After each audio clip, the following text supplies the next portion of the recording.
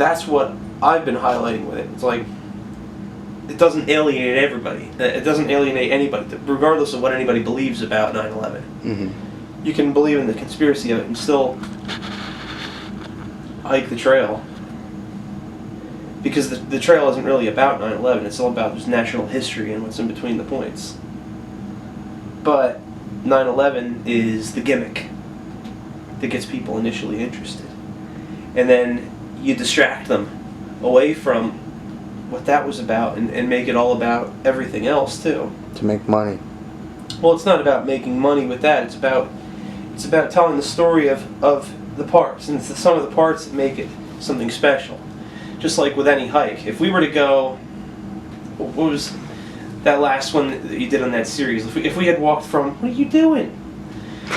If we had walked that one of them, just that section out the Burger King through Branchbrook Park, we would have been walking roads. We went to Burger King, it would have just sucked. Yeah.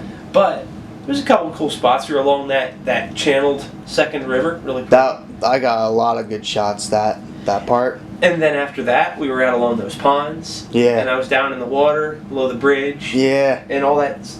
It's all these little things, just the sum of the parts that make something like that amazing. Yeah.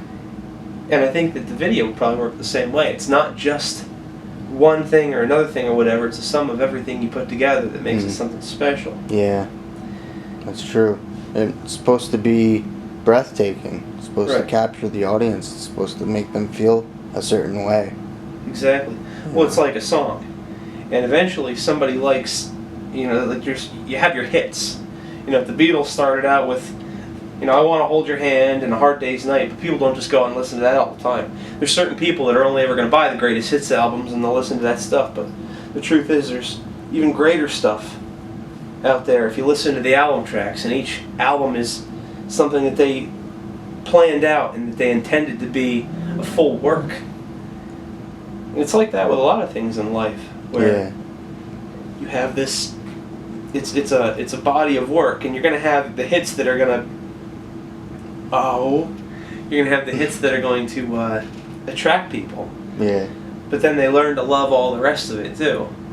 The little idiosyncrasy. I like the Doors. I love the Doors too.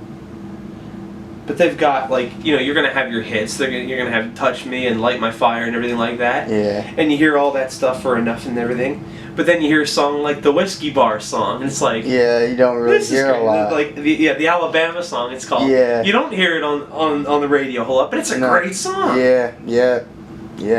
The moon of Alabama, we now must say goodbye. It's great. Yeah. Yeah, that is a good song. I like that one. But you don't hear it on the radio. Yeah, it's not a popular song. I don't know why. I think it's one of their best. But that's why. what happens when you love a band and you listen to their other stuff. You find hidden treasures. Yeah, you find these things that are like... And there's still stuff that's never been released, by a lot of these bands. Like, now with YouTube, you get a whole lot more of it. Yeah.